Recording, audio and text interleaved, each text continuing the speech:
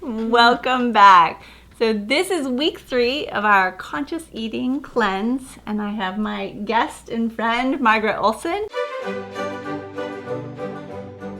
When we share this information with you, we're sharing what has worked for us, and we all have deeply personal stories, each one of us, as to why nutrition is important or why it hasn't been important. It's very important to have time in between your meals for your stomach to rest. I'm going to give you a little kind of word picture of your digestive system. Let's say you have breakfast at 8. Let's say you have some oatmeal and a bunch of fresh fruit on top and some orange juice and maybe a piece of toast. Whole grain, of course. It's going to take about 6 hours, 5 to 6 hours for that to fully digest because of the grain and the oats and the grains in your bread. The fruit would digest faster if it was by itself. But 5 or 6 hours go by before that food leaves your stomach in its entirety and goes into your small intestine. So let's say after that 8 o'clock breakfast, a couple hours, 3 hours go by, and you have a snack. You have a power bar, or you have a cup of coffee and a donut. The snack at 10 restarts your digestion. The digestion starts entirely over again. So then a few more hours go by, maybe it's 1 or 2 even, and you have lunch. Your digestion stops. You still have breakfast and your snack in your tummy. Hasn't moved on in its entirety yet to your small intestine, and now you've added lunch to it. You can see how things can get kind of complicated and backed up. Eventually, food is going to be pushed out of your stomach into your small intestine before it's ready. So much happens in your stomach that creates the environment for your small intestine work to be done, which is the major work of the small intestine is absorption of the nutrients out of your food. And so it's very important that it's ready before it goes into your small intestine to be absorbed. So it's very important to have that break time, Corinne, in a nutshell. And so when you have breakfast at 8, you really shouldn't have another meal until 2. In between, what can you do? Water. Water is wonderful and necessary. As we shared last time, you should have an ounce of water for every 2 pounds of body weight. So that's, 2.5, 3 quarts of water perhaps for many adult people, between 2 and 3 in that range somewhere.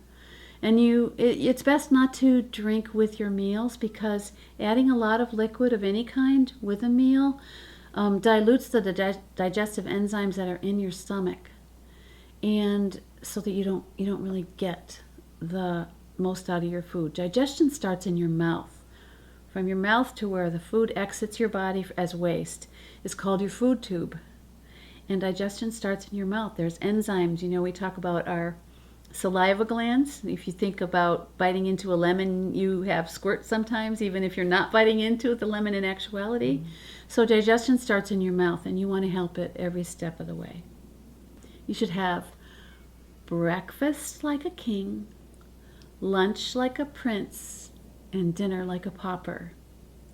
So in other words, your volume of eating, you should fuel in your morning with the most fuel, and then lighten it up a little bit for that midday meal. And then supper, something light, like one of these beautiful salads, or a bowl of soup and a slice of bread. Just simple is ideal if you need a dinner meal. Sometimes I've in the past had blood sugar issues. I'm glad to say I don't anymore because I've learned over the years, like the list that Corinne prepared for you of foods and food values, I've learned over the years to eat nutrient-dense foods, or what I sometimes call time-released foods, things that are going to stay with me, like that millet or quinoa. They're going to stay with me and carry me until I can eat again, and I don't have the blood sugar shakes and dips and headaches and mental confusion that I used to have. Wow. And so I'm realizing that as I'm sharing with you here. I'd kind of forgotten about it. It's been so long, but I used to be very hypoglycemic, and I'm not anymore. And I have never taken a drug or anything from that, and I've never eaten every 2 hours. Typically, the remedy for a diabetic or a hypoglycemic person, and they are the opposite from each other if you don't realize that. And actually, oftentimes hypoglycemia can lead to diabetes if it's not dealt with. And that was a motivator for me years ago to pay attention and deal with it. It's interesting to me as a plant eater that people, regardless of their health, when they find out you don't eat meat, they inevitably say, "Where do you get your protein?" We didn't practice that. practice that. And it's really interesting when I see people that are in really bad health asking me, like, very curious about my diet, because I wouldn't go around asking people specifics about their diet. But it's just, it reveals the overarching philosophy that we have been indoctrinated that you need 100 grams of protein a day, which is crazy. Damaging to your health. And so I have never supplemented my diet with protein powders. I've never really eaten protein bars of any side. I just don't supplement. It's never been a concern of mine. When I was learning about nutrition, I learned about balancing nuts and seeds and beans, and learned that vegetables all contain protein. And so when you start looking at how much protein is in a very rounded vegetarian diet, it's plenty. It's more than enough. And some vegetarians even like pork down on nut butters and stuff, feeling like they need to supplement their protein when you really don't. And it was interesting for me when I turned 40, I went in and got a blood panel. And so I had my blood drawn, and I had all of my vitamin levels and everything tested. And my protein was square in the middle of normal. And I had never had it tested before. And so I was like, oh, okay, I guess I'm doing something that's right on. The other day I came across the work of Dr. Garth Davis. And ironically enough, he has a book called Proteinaholic, and it delivered today. I pre-ordered it. And I haven't had a chance to read that yet, but I'm really looking forward to that. If you're interested, he's a plant-based physician, and he talks about why too much protein and this belief that we need a lot of protein is actually damaging. Too much protein in the body makes the body acidic, creates an acid environment. We've talked a little bit about acid and alkaline. Maybe sometime we'll go into that in more depth, but the bottom line is you don't want to be acid, because disease breeds in an acid environment. Health is maintained and restored in a slightly alkaline environment. So you don't want to be acid. So too much protein is acidifying to the body. The second thing that I'm very well aware of is that too much protein, excess protein intake, leaches the body of calcium. And there's so many people with calcium deficient ailments. Another side effect of too much protein is your body can only utilize so much, and excess protein just gets stored as fat.